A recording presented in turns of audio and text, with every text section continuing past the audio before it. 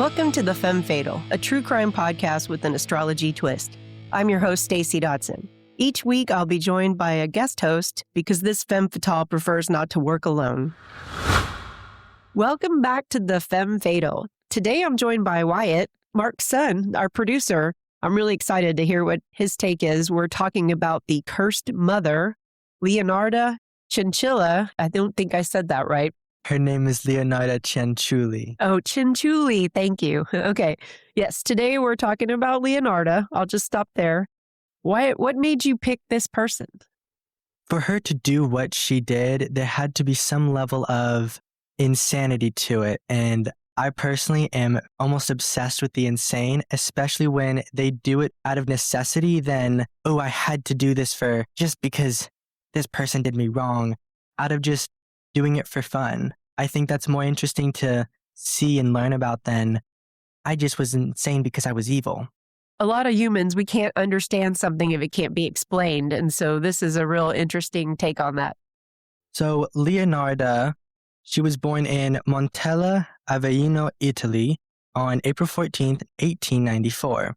When she was young, she attempted suicide twice, and either time was a success. So she had obvious mental issues from early on in life. And she then married her husband, a registry office clerk, in 1917, Raphael Pensardi. And then they moved to, I believe, Correggio. Is that where the crimes took place? Yes, they moved to Correggio, Reggio Emilia, where she owned a small shop. And her husband, she really wanted kids. She got pregnant 17 times in total. Wow. And she miscarried 3 times, and then 10 other times, her children died very early in life. And the 4 children that did make it, she was very protective of. All of this happened between the 2 world wars. So in 1939, her oldest son, Giuseppe, wanted to join the Italian army, help in the world wars, and she was terrified and very protective of him, as that was her favorite son. She looked around, she was like, I need to find a way to keep him safe. And she then found, I'm assuming, human sacrifices. She then, and I could be wrong on this, posed as a matchmaker, Faustina Setti. She was a lifelong spinster who had come to her for help in finding a husband. Cianciulli then told her of a suitable partner in Pola and was like, this is your perfect match. This is your soulmate. Faustina was like, of course. And she would come back and they would talk about it every so often. And then when Faustina was about to go off to meet her husband, right, she came to Cianciulli's house for one last time. And Cianciulli had told her to write letters to her friends and family to let them know where she was going, that she was okay, and that she was going to marry someone.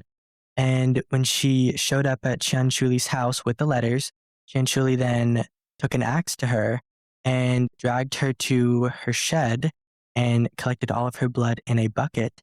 And then she turned her body, she cut her into tiny pieces, and then turned her into soap and used her blood to make tea cakes, which she then gave the soap and tea cakes to her neighbors. And she and her husband also had the tea cakes. So she was kind of a cannibal too. Oh, she was. Yeah. She felt that she had to do this to protect her son because he was going off to war and she was terrified, especially because this was during World War II. So she was distraught. Yeah, Italy was just joining the fight. I want to say around 1939, 1940. Yeah, and then her next victim, Francesca Salvi, was her second victim. I guess not matchmaker for this one. Leonarda had told her that she found her a job working at a school, and the school was far away. So she was like, you have to come back and see me one last time, tell your friends and family the same thing. And then she comes back to Leonarda's house, and then Leonarda does the same thing to her. Takes an axe to her and turns her into soap and tea cakes again. This is Leonarda's official statement on the first victim. I threw the pieces into a pot, added 7 kilos of caustic soda, which I had bought to make soap, and stirred the mixture until the pieces dissolved in a thick, dark mush that I poured into several buckets and emptied in a nearby septic tank. As for the blood in the basin, I waited until it had coagulated, dried it in the oven, ground it, and mixed it with flour, sugar, chocolate, milk, and eggs, as well as a bit of margarine, kneading all the ingredients together. I made lots of crunchy tea cakes and served them to the ladies who came to visit. The Giuseppe and I also ate them. Giuseppe was her son, the one that was going to go off to war. And Cianciulli also would receive payment from these women. And from her first victim, she received 30,000 lire. Sounds like a lot. It was a lot. It was the first victim's entire life savings because she was going to a new life to her husband, so she wouldn't have needed money. So when she was playing matchmaker for the first victim, did she actually find someone and then the woman never showed up, or did she fake someone? I don't think she actually found anyone. I think she made it up as she talked to palm readers and psychics and Romanis, and they had told her, you're going to have a lot of children and most of them will die. And she was worried about her favorite son dying too. So she did anything and everything. So she really pulled one over on them. Like she knew the whole time that this was going to end the way it was going to end. And she's telling them as a matchmaker, like, oh, here's all this stuff, but she's conniving. That's premeditated. She ran a shop, but I don't think the shop was for helping women find their roles in life. I think it was general goods or something like that. Yeah. I hope it wasn't soap or tea cakes, though. That wouldn't have been very good. She probably sold some of those, I would think. And then her third victim, Virginia Cacioppo, was a former soprano said to have sung at La Scala. For her, Cianciulli claimed to have found work as the secretary for a mysterious impresario in Florence. So, same thing happened. It was like, write letters. He did, came to Cianciulli's house one last time, and then Cianciulli killed her too. And this is also Cianciulli's statement on this. She ended up in the pot like the other two. Her flesh was fat and white. When it had melted, I added a bottle of cologne, and after a long time on the boil, I was able to make some most acceptable creamy soap. I gave bars to neighbors and acquaintances. The cakes, too, were better. That woman was really sweet.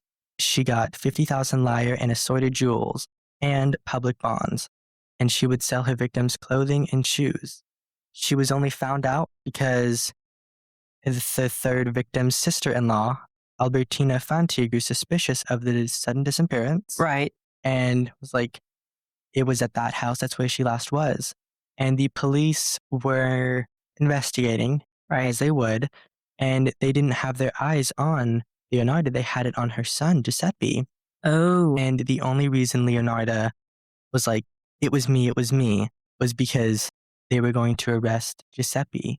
She would have rather anything. She was tried for murder in Reggio Emilia in 1946, and this is her official statement while on the stand. At her trial in Reggio Emilia, poetess Leonarda gripped the witness stand rail with oddly delicate hands and calmly set the prosecutor right on certain details. Her deep-set, dark eyes gleamed with a wild inner pride as she concluded, I gave the copper ladle which I used to skim the fat off the kettles to my country, which was so badly in need of metal during the last days of the war. She was found guilty on all 3 counts, and she served 30 years in prison and then was to be sent to a female asylum, which she served all 30 years and then died soon after being in the asylum. I mean, she lived a long time. That's nuts. I brought up her in one of the past episodes. I noticed that she also had epilepsy, and that's seeming to be a very common theme in some of these. I don't know what it has to do with anything, but I feel like I want to explore more about that. And I think maybe because it is, a condition. And then you said she tried to kill herself in the beginning, and obviously she had some mental problems. And I don't even know how anyone could lose that many children and still stay sane. So you got to give her a little bit of that. But yeah, she sounds like she was a piece of work. She definitely was. For all of that to happen, it definitely started when she was young. Yeah. Like not from her first suicide attempt. I think it started well before that because she left her family to go be with her husband. Yeah. And it started the first time she tried to commit suicide. And I think it didn't really end until she died. You said earlier that you're more into the cerebral, the insane, that fascinates you. When I was your age, I was all into the horror slasher movies. So that was my thing I'm a back big then. fan of those too. So good. I was wondering how detailed we were going to get on some of these crimes. So yeah, so she wrapped up to be a little bit of a crazed mom. I called her the cursed mother because she felt cursed since she lost all of those children. But anyway, so my next section, I always like to look at the pop culture surrounding the star of the episode. One of the things I found is an Italian movie called Gran Bolito. On IMDb, they have it listed as Black Journal, but Gran Bolito, it literally translates to the big boil. It was from 1977, and it's directed by Mauro Bellini, who was a highly respected Italian director known for sophisticated literary adaptations and psychologically layered films. He was not a grindhouse horror kind of guy. He was considered refined, which makes it even more unsettling that he took on to try to tell this story. But he was known for movies with strong female leads. And so, yes, I think she would qualify as a strong female lead. Definitely, especially with that axe. She's swinging that axe around. It was just one blow, apparently, on all three. Okay, so the movie is old. I went to see where I could find it, and I couldn't find it anywhere. But I went on YouTube, and there was a really grainy copy of the whole movie on YouTube. So I did watch it. It is a horror movie, technically, but it does play more like a tragedy. I guess this guy's got this great style. So it isn't literal to what your story was. The premise of this movie is she has only one son survived. His name is Michel. It follows the story of the three women. Now, here's the interesting part of it's my favorite. The three women are actually played by male actors. So when I first started watching the movie, I was like, oh, Max von Sydow, who is a famous actor. I know him as the Emperor Mine from Flash Gordon, but he comes into one scene and he's dressed in drag. So I'm like, oh, is he a drag queen in this movie or whatever? But then more of the dialogue goes on and on. He's a woman, you know what I mean? And so anyway, then the other victim comes in. They all know each other. They're socialites, like scenes that they all get to talk to each other, these three women and Leonarda. So then she begins her spree. So she kills one of the first women, right? And then the male actor that was dressed as the woman in the movie comes into the next scene as a man. So the first victim she killed, she took her bonds. I guess you were saying earlier that they paid her. So she took some of her stuff and went to the bank. And it turns out the teller guy that comes up is the actor.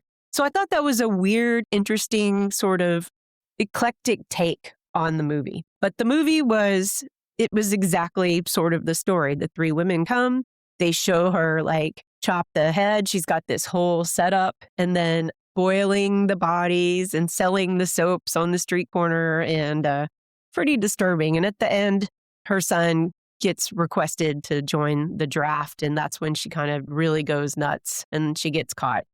But the movie was really entertaining. It first started really slow, and I was like, oh, I'm not going to get through this. It's subtitled. And then once the men were really supposed to be women and not just men wearing women's clothes, I was like, okay, I'm sucked in. This is interesting. Typically in older films, and especially in like theater and from ancient Rome too, they would never have women actors. Like in Romeo and Juliet, I believe, in the original play, Right. They never had female actors. It was all played by men. Every character was. I feel like that might have been the take the director was trying to go towards. Yeah, go towards that. Like the true classic, like what Shakespeare was doing on stage. Right. With next to no, in fact, I don't think Shakespeare had any female actresses on stage. No, I saw the movie Shakespeare in Love. Gwyneth Paltrow is the lead, and she pretends to be a man so she can go into the theater. But yeah, I mean, that is a good take. He probably did. I think it's worth it. It is really slow and long drawn, but it's kind of fun. So another thing I found was I only found 2 songs on her, but there are like artifacts, things that she used, like the big pot she used for her murders. Uh-huh.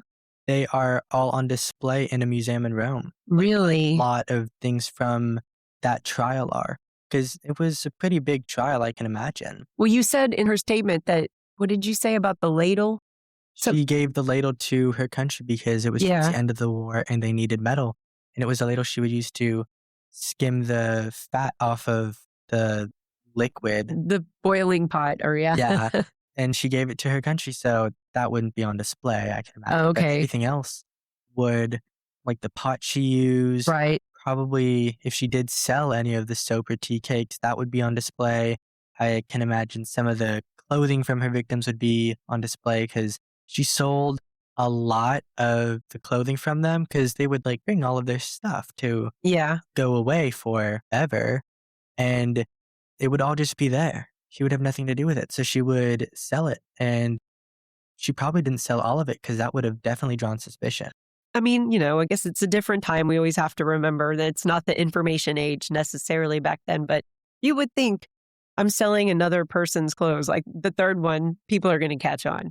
Do you know where they're on display? Is it like a museum or? It's a museum in Rome. I don't remember the name of it. A number of artifacts from the case, including the pot in which the victims were boiled, are on display in the Criminological Museum in Rome.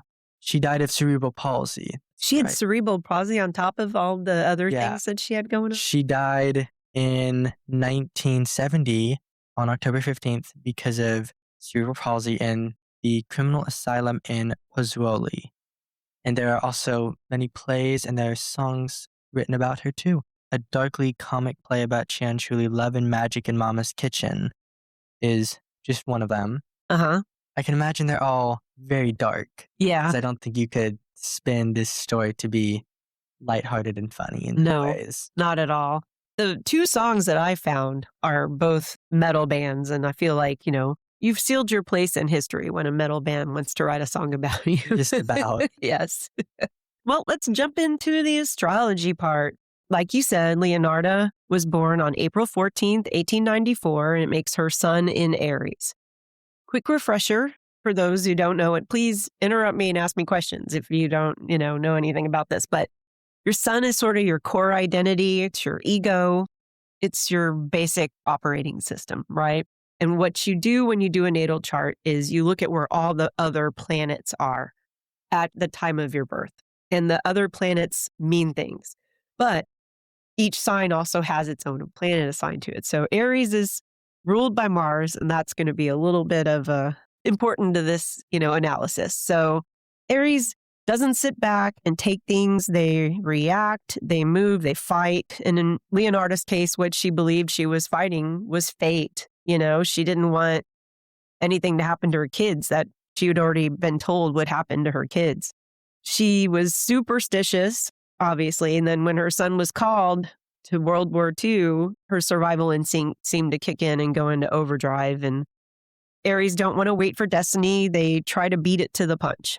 And so her moon sign, which is your emotional world, your moon is how you feel and respond under stress, what makes you feel safe. And that was in Cancer. And that is huge because Cancer is ruled by the moon. It's maternal, it's protective, it's home-centered. It fears loss more than any other sign. So the Cancer moon energy is, I will do anything to protect my family. She did do anything. But she thought that was helping, but I think in reality it did more harm than good. Yeah, definitely. She then technically lost her son as she did not see him probably very often. Right. At all. Yeah. I guess just him knowing he's alive was enough for her. I think that might have been enough for her, but he then went off to the war and it was towards the end that she was found and caught. So the tail end of the Second World War. Right. If she was under arrest and could not do anything, she was most likely very worried about her son still. Probably worried in prison. I don't know when he came back, but obviously he survived the war, which is good to hear. But half her life was spent in prison. So, we're going to go now to her Venus. And her Venus is love, what we value. Your Venus is your passion planet. And hers was in Pisces. Pisces is romantic. sacrificial and deeply emotional, and they blur boundaries between reality and belief. They can get addictive, but Venus in Pisces loves in a martyr-like way. I will sacrifice and suffer and give you anything. And so, again, like she went to prison because she was thinking she was doing the right thing to save her son. And then the Mars, as we talked about already with the sun sign, is your aggression, your action planet. And hers was in Aries as well. So she kind of had a double dose. The home sign was powerful.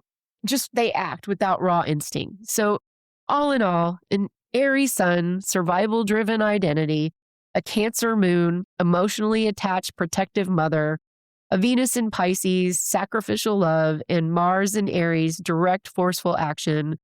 It isn't someone that, doesn't necessarily want attention. They want to fight for something that they believe and that they feel is sacred. There you go. We should wrap this up. Wyatt, thanks for helping me host Femme Fatal. Thanks for coming over. Of course. It was so much fun. So I will talk to you guys soon, but in the description, as always, anything we talked about, I'll put a link to, like the movie, as well as a couple of the songs written about Leonarda. So talk to you later. The Femme Fatal, created and hosted by Stacey Dotson, produced by Mark Williams. Music by Marcia Yingling, Chad Shank, and Greg Loicano.